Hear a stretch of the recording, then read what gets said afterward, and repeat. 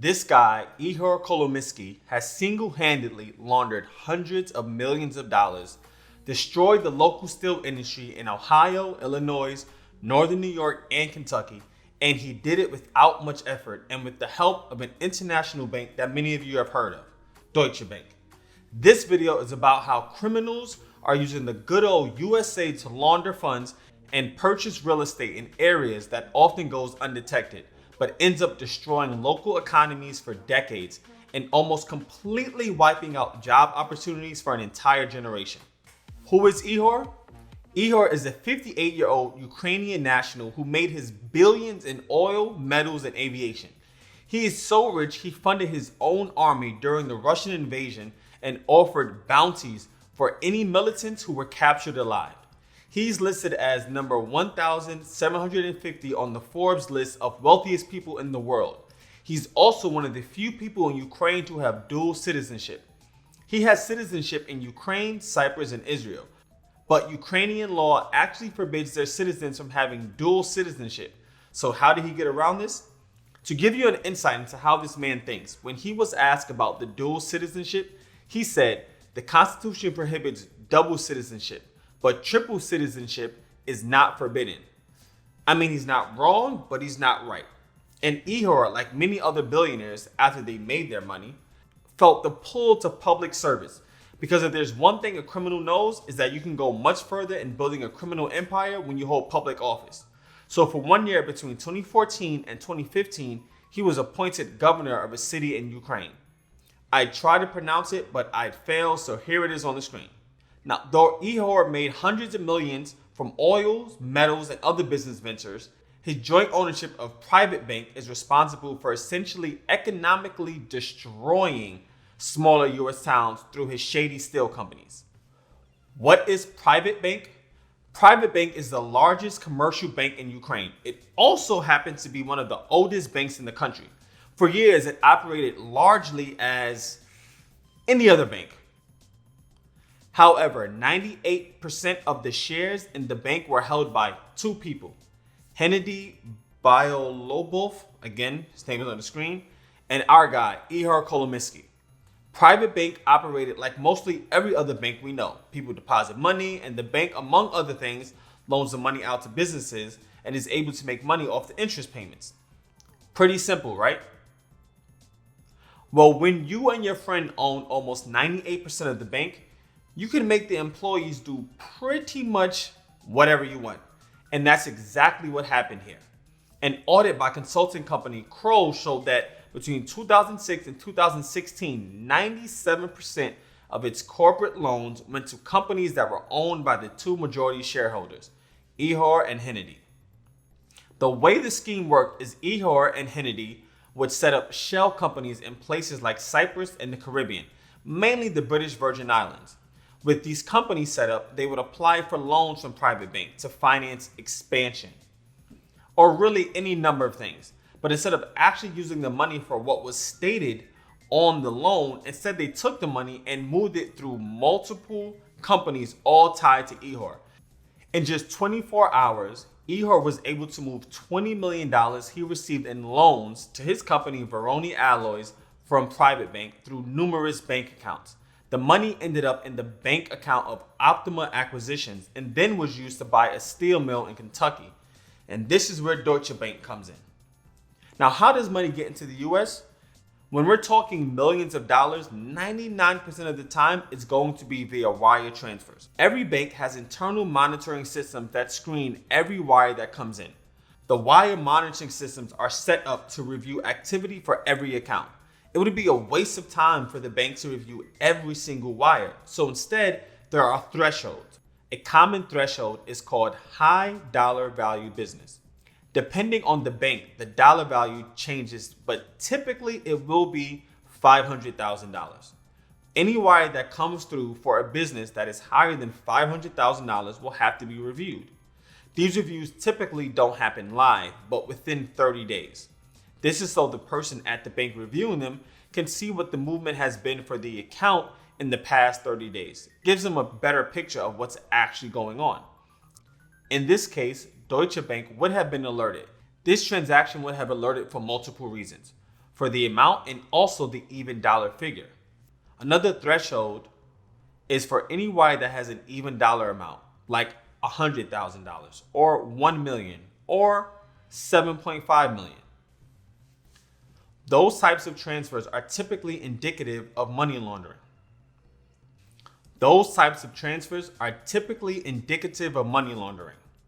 What should have happened is once the analyst was alerted to these transfers, they would have conducted a case review.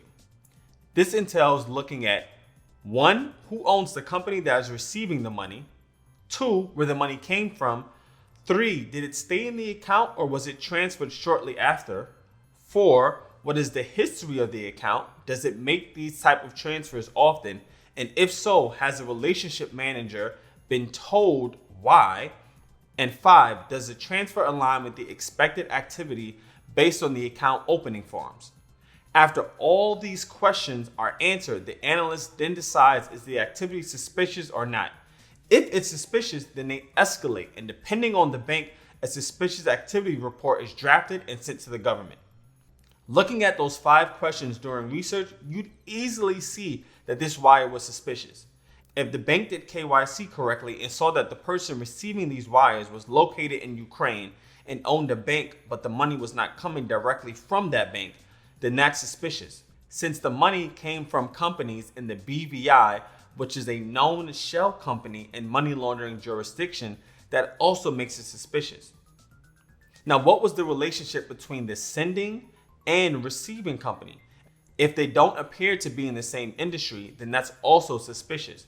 So pretty much this transfer should have been escalated and a SAR filed.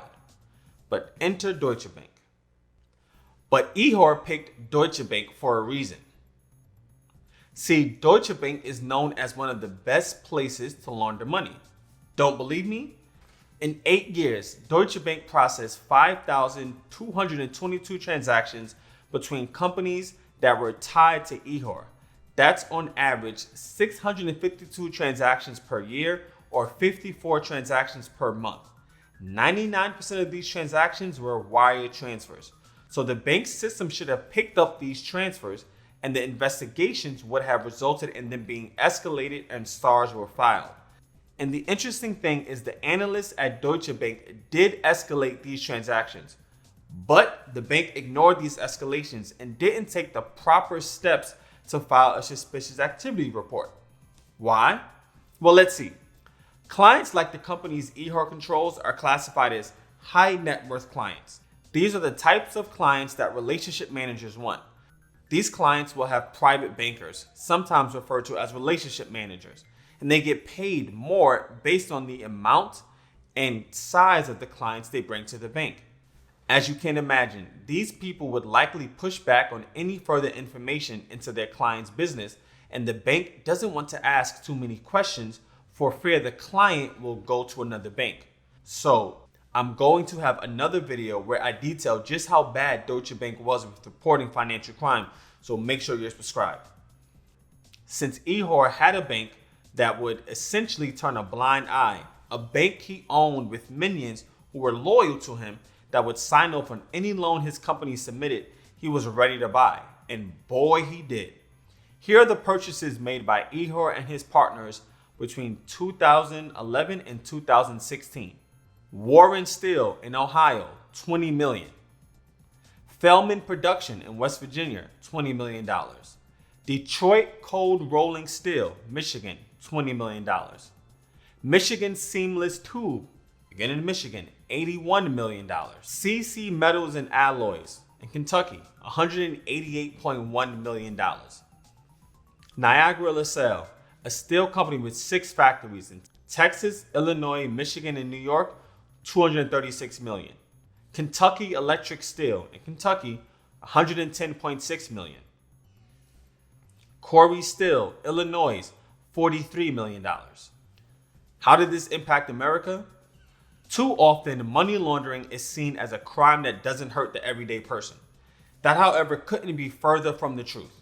Whether it's residential real estate purchases that drive up prices in places like Vancouver and make it hard for the people living there to purchase a home at a reasonable price, right? With Ihor and his partners laundering hundreds of millions into the U.S. to buy these steel companies, one would hope they would at least keep them up. One of the workers said it perfectly. "We put our hearts in it," he said. "We made a go of it. Everybody there, especially us guys in the crew, everybody there, especially us guys in the initial crew, got down and did some real dirty work. We did that because we got a steel mill opening back up in Warren, Ohio, and we're going to put some people to work. It's going to be good for our families. It's going to be good for the economy. We're not sitting behind computers. We're out there doing all the work." To have them pull that on us and walk away from us the way they did, it's unforgivable. Ihor and his partners let these companies fall into squalor, and hundreds of hard-working people lost their jobs. And these are jobs in communities that have already been hit hard as the U.S. outsources more and more of its goods to countries such as China and India. This alone is trash, but as you can imagine, steel and other metal companies deal with pretty strong chemicals that have to be disposed of in a proper fashion. Well, they didn't do that right either. Due to ignored safety requirements, 2 explosions in one factory injured workers. One required 3 surgeries, and one was on fire and had to be airlifted to their burn unit at a nearby hospital. Environmental agents visiting one of the Ohio plants found untreated wastewater flowing into the Mahoning River. Now, the Mahoning River is where people go to fish and kayak, but due to contamination, the EPA stated that people should not swim or wade in the water. On top of the Mahoning River, agents from the state of Ohio found that the company had been illegally dumping baghouse dust. This is the dust that comes from the furnaces used in the factory, and these particles can cause kidney and liver damage from overexposure. So just recklessly dumping it is not the best idea. These are the effects that money laundering has on us everyday citizens. After all of this laundering, where is Ihor now? Well, Ihor and his family members were put on the U.S. sanctions list, preventing them from entering the country. I'd love to tell you that it's because the government went after him for tanking the steel companies and the government was able to prove the money laundering from private bank, but sadly, I can't say that. What the U.S. did sanction Ihor about was due to his involvement in significant corruption and his official capacity as governor of Ukraine City. Again, I won't try to say it, but it's here on the screen. From 2014 to 2015. This was the U.S. attempt at showing that they have a hard line against powerful oligarchs that have largely stolen money from their homeland to use abroad. The president of Ukraine, Zelensky, essentially said that these sanctions were a good thing. But do we believe him? See, Ihor was one of, if not the biggest supporter of Zelensky during his race for presidency. Do we believe that he's now going to turn on the guy who got him there? Nope. Sorry, I don't believe it. Where's private bank now? When you have one person who essentially takes all the money out of the largest bank in the country, what can the government do so that the citizens don't essentially end up with no money and the currency completely crash? They nationalized the bank. Essentially, the bank went from a private company to now being owned by the government of Ukraine. That was the only real solution. Ihor and his buddy, I can't say his name, however, could not take that lying down. How dare the government take control of the bank? Since nationalization in 2016, there have been no less than 600 legal battles with the government trying to get back some of that money. And Ihor and his buddy are claiming the government took control of the bank illegally. Zelensky needs to keep his hard line on this because the International Monetary Fund, the IMF, has been the one to lend much needed aid to the company. IMF's stance is if Ukraine doesn't stand by their decision and work to rid at least some of the corruption, then they won't be lending any money to Ukraine. The Ukrainian parliament decided to jump on the side of the IMF and pass what's being called the Kolomoisky law. The law prevents Ihor from ever gaining control over a private bank again. Now, this shows that Ukraine is trying to have a backbone.